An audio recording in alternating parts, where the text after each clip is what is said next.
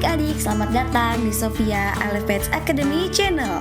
Channel yang akan membahas berbagai macam soal ujian untuk membantu adik-adik dalam mempersiapkan diri menghadapi ujian di sekolah. Gimana? Udah siap belum?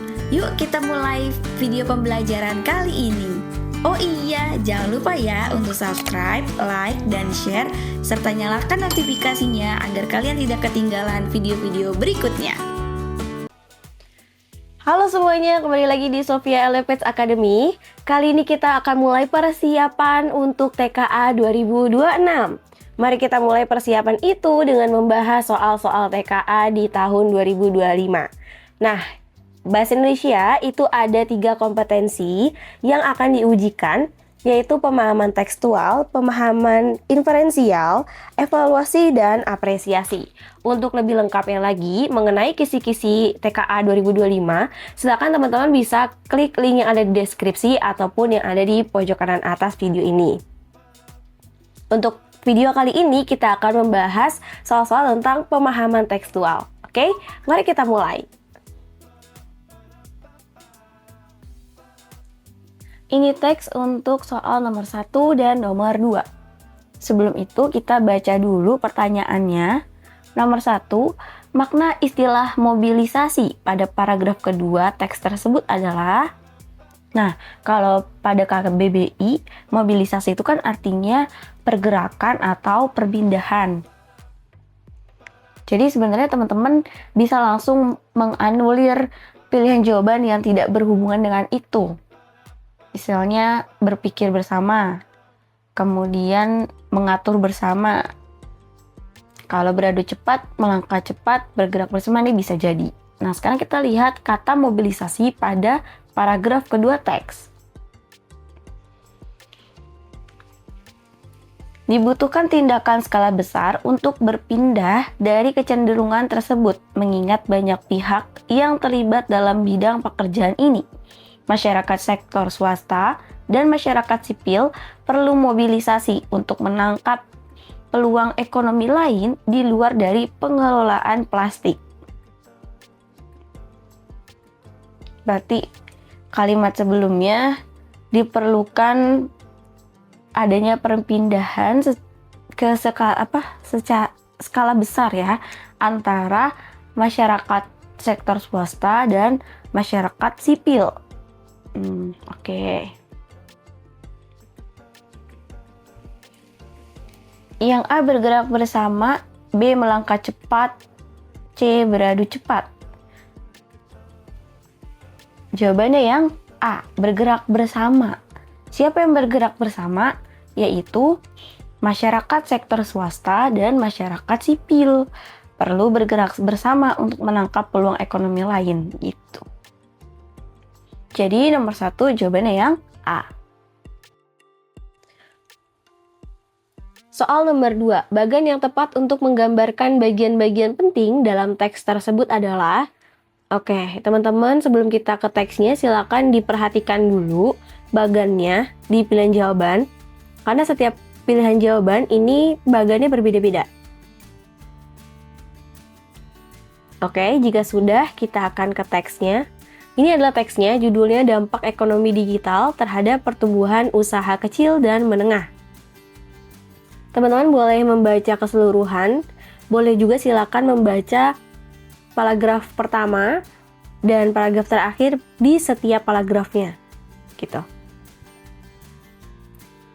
Oke, di paragraf pertama ini dia membahas mengenai ekonomi digital. Itu memberikan perubahan besar dalam berbagai aspek bisnis, terutama UKM.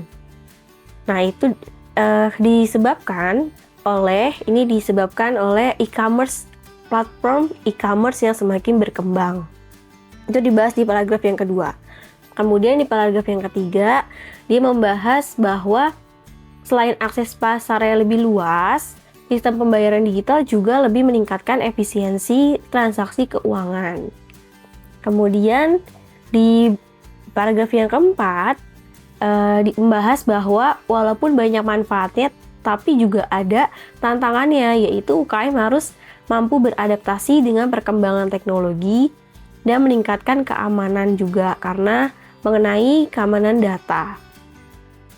Di akhir dia bilang, jika dikelola dengan baik, digitalisasi dapat menjadi pendorong utama bagi keberlanjutan dan daya saing usaha kecil di era modern ini. Oke, kita balik ke pilihan jawabannya. Mana teman-teman yang paling tepat? Lihat bagian tengahnya saja dulu. Ya, yang paling tepat adalah yang A. Ya, karena judulnya adalah dampak ekonomi digital, maka mainnya atau bagian utamanya di sini, yang di tengah ini, itu harusnya mengenai ekonomi digital. Nah, hanya pilihan jawaban yang A aja yang mengenai ekonomi digital. Kemudian 4 bagian yang lainnya ini sudah ada semua dalam teks ya. Sedangkan kalau pilihan jawaban yang lain itu tidak ada dalam teks. Misalnya yang B, peningkatan ekspor, itu nggak ada. Kemudian yang C ada keterbatasan jaringan, itu juga nggak ada.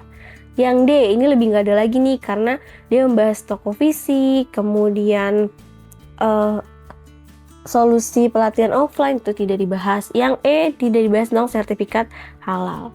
Jadi untuk menjawab soal mengenai bagan, teman-teman harus memastikan semua gagasan utama di setiap paragraf itu masuk ke dalam bagan gitu ya. Nomor 3, ini ada teksnya ya, nomor 3. Seperti biasa kita baca dulu pertanyaannya. Hampir 25 tahun kami berpisah karena keluarga saya harus boyongan ke kota tempat kerja ayah yang baru di luar pulau. Penggunaan kata serapan boyongan dapat memperjelas peristiwa yang dialami tokoh saya adalah, kalau boyongan berdasarkan KBBI itu kan artinya pindah tempat tinggal ya. Kita sekarang baca dulu teksnya yang ada kalimat itu. Nah, kalimat itu terdapat pada paragraf yang pertama. Hampir 25 tahun kami berpisah karena keluarga saya harus boyongan ke kota tempat kerja ayah yang baru di luar pulau. Tak satu pun barang tertinggal di rumah lama. Begitu juga dengan sahabatku, kami harus berpisah. Oke. Kita lihat pilihan jawabannya. Peristiwa pindahan yang sering dialami pegawai suatu instansi untuk kepentingan promosi jabatan. Tidak ada kalimat ini. Kemudian peristiwa pindah rumah dari kampung halaman ke tempat yang jauh untuk jangka waktu yang lama. Bisa jadi yang C, pindah rumah bersama seluruh anggota keluarga dengan membawa semua barang rumah tangga. Nah, lebih tepat yang ini. Kan kalau boyongan itu kan artinya pindah tempat tinggal. Nah, di kalimat setelah kalimat hampir 25 tahun itu ada ini, tak satu pun barang tertinggal di rumah. Berarti semuanya dibawa pergi, dibawa pindah keluarga serta semua barangnya gitu. Jadi lebih tepat jawabannya yang C. Soal nomor 4, apa makna kata probabilitas dalam teks tersebut? Nah, sebenarnya untuk nomor 4 ini ada teksnya teman-teman. Nanti kita lihat teksnya. Probabilitas sendiri itu artinya adalah peluang atau kemungkinan.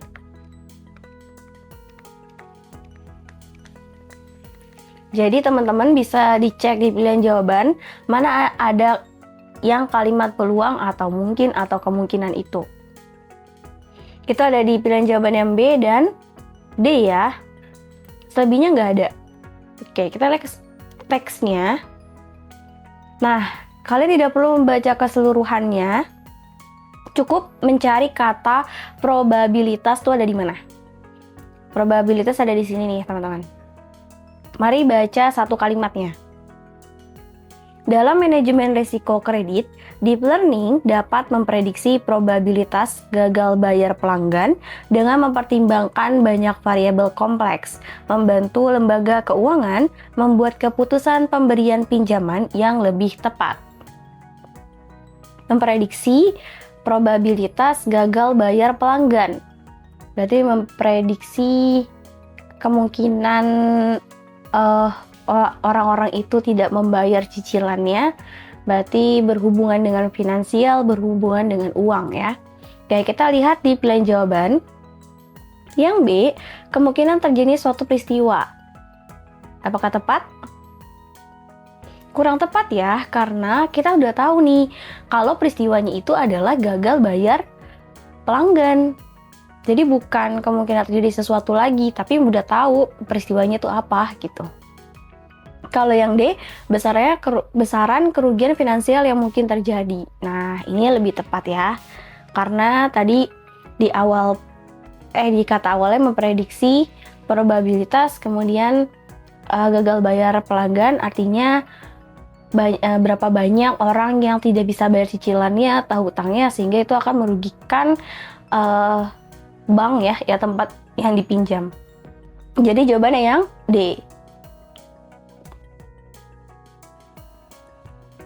Nomor 5, apa makna kata apik pada teks tersebut?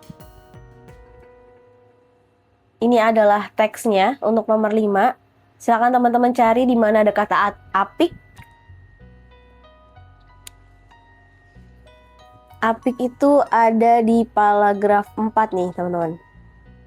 Nah, citra kepengarangannya menjadi naik lantaran novelnya yang terbit sangatlah apik dan padat, serta membawakan masalah yang lebih serius di luar permasalahan cinta remaja. Nah, apa makna kata apik di sini? Kalau menurut KBBI, apik itu artinya bagus, rapi ya. Kita cek pilihan jawabannya.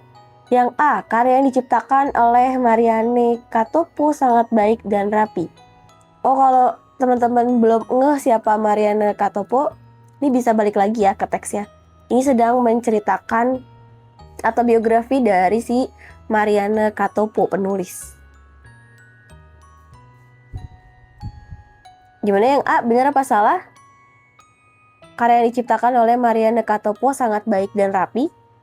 Benar ya, karena apik itu memang artinya rapi. Tapi kita coba cek yang lain. Karya yang diciptakan oleh Marianne Katopo sangat dihargai dan diminati.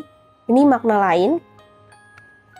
Sepak terjang Marianne Katopo sangat diakui dan dihormati. Ini juga makna lain ya. Penghargaan atas karya-karya luar biasa yang ditulis oleh Marianne Katopo, tidak ada di kalimat tersebut tidak ada penjelasan tentang penghargaan. Tema dari karya Marianne Katopo yang sangat baik dan dihargai oleh para pembacanya. Sangat baiknya bisa, tapi kalau dihargai oleh para pembacanya itu tidak dijelaskan di situ. Nih, coba balik lagi. Citra kepengarangannya menjadi naik lantaran novelnya yang terbit sangatlah apik.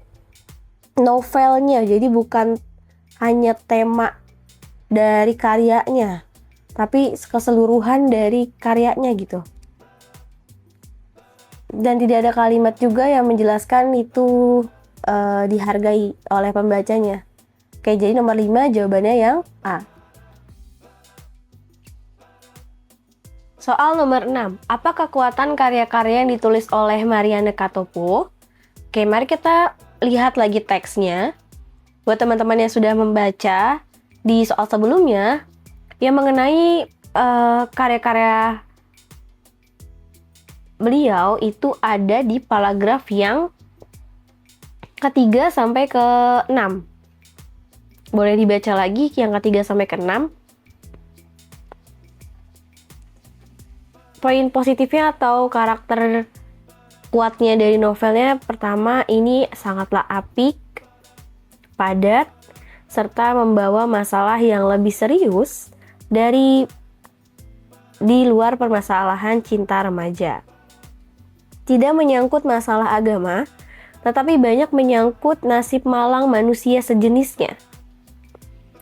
Kemudian melekatkan Marianne dengan kontekstualitas tulisannya. Kita justru dapat mengamati secara nyata betapa esai-esai Marianne berkarakter tegas, kompleks, serta lugas. Oke. Kita balik ke pilihan jawaban. Yang A, singkat, padat, dan tidak bertele-tele dalam menyuarakan kebebasan perempuan. Tidak singkat ya, teman-teman. Kalau padat, iya ada. Tidak bertele-tele mungkin itu sama dengan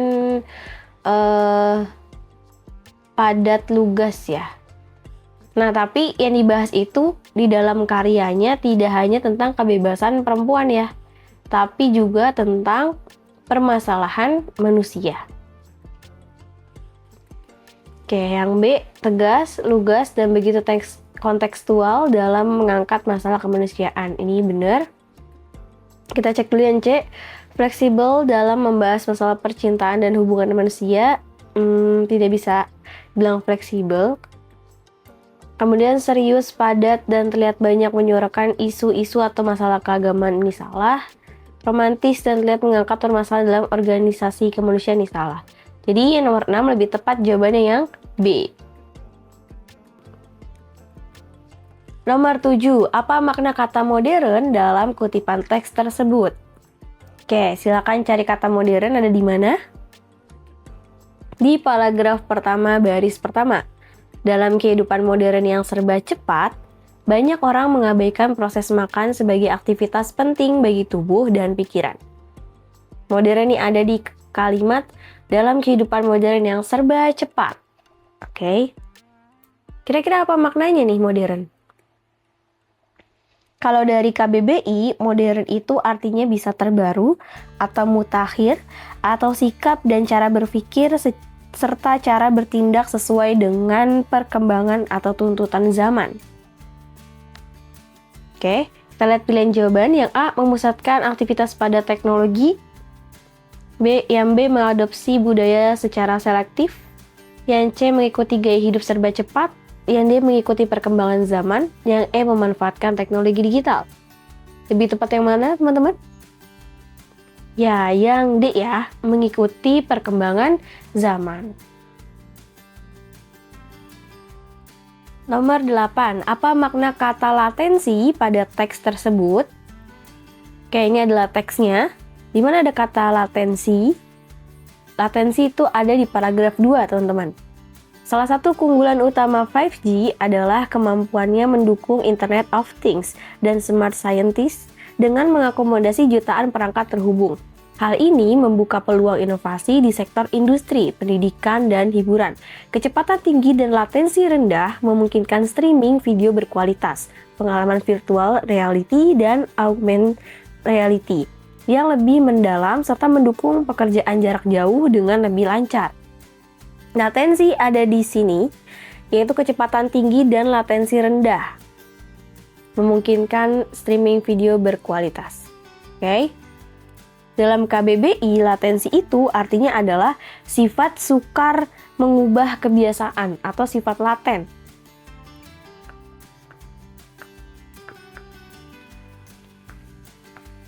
Sukar berubah aja ya, kita persingkat. Nah, kalau dalam dunia teknologi, latensi itu artinya sebagai waktu tunda.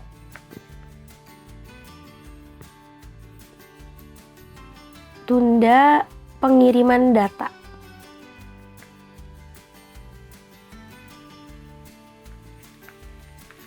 Jadi maksudnya kecepatan tinggi dan waktu tunda pengirimannya rendah memungkinkan streaming video berkualitas gitu. Kira-kira yang mana yang lebih tepat di pilihan jawaban? Ya, jawabannya yang C, waktu jeda atau keterlambatan dalam pengiriman data. Gimana? Udah paham belum sama pembahasannya? Kalau ada adik-adik yang belum paham, bisa banget untuk tulis di kolom komentar. Nanti kita bisa berdiskusi lebih lanjut. Dan untuk adik-adik yang mau soal-soal ujian di sekolahnya, kami bahas di video berikutnya. Silakan untuk mengirimkan soal ujian kalian ke email kami ya. Sampai jumpa di video berikutnya.